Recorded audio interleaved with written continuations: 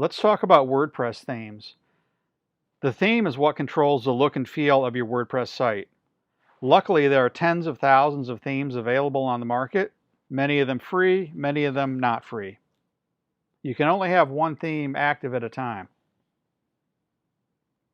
So now I'm going to go over here and look at the site. So I'm going to click Visit Site. So here's my demo WordPress site. I haven't added anything to it. The content you see here is what was installed by default with WordPress. You can see how bland that looks. So let's go back to my dashboard. And where you control your theme is under Appearance and then Themes. And you can see these themes here are what WordPress installed by default. So let's see what happens when we switch to another one. Let's just try this one here. So I activated this other theme, and now let's go and look at the site. See how it looks totally different? But the words on there are the same. The actual post hasn't changed. It's just the look of it, the fonts, colors, and so forth. Now, you may be wondering, which theme should you use? So first you need to think about, what is your site going to be for? Is it going to be a blog? Is it going to be an e-commerce site? Is it going to be a sales funnel with sales pages and opt-in pages and so forth? Is it going to be a portfolio type site? Think about what you want your site to be and look like, because a lot of themes are made for specific types of sites. And let me give you a couple of examples here.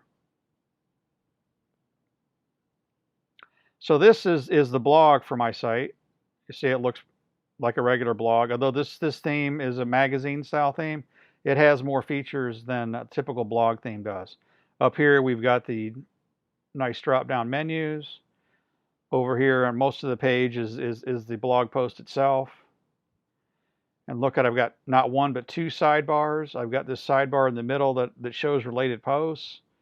I've got this one over here on the right that shows the most popular posts on the site. And then I've got a call to action for a lead magnet and recent posts. And then below the post it shows the tags, and then previous and next article, author bio, and then a footer. So this is called a magazine style theme. I think it's actually called Mag. I paid around $50 or $60 for it one time.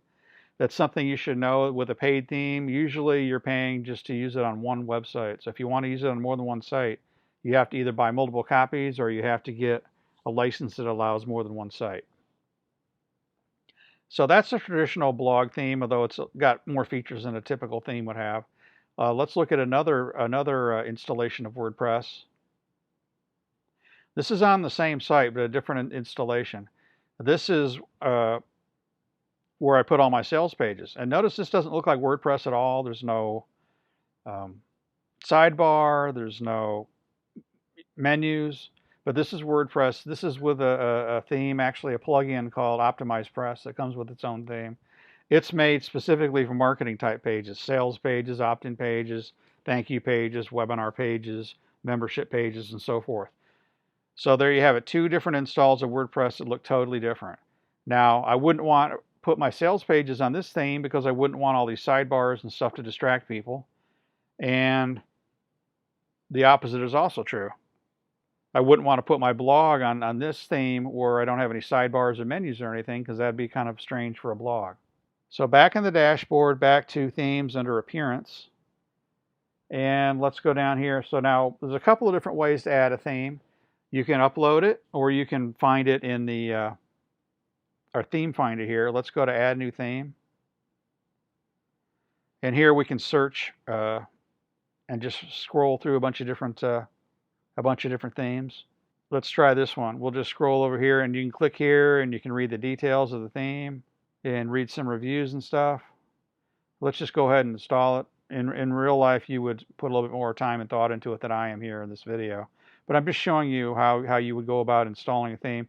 And then you have to activate it, because otherwise, if you install it, your previous theme is still active.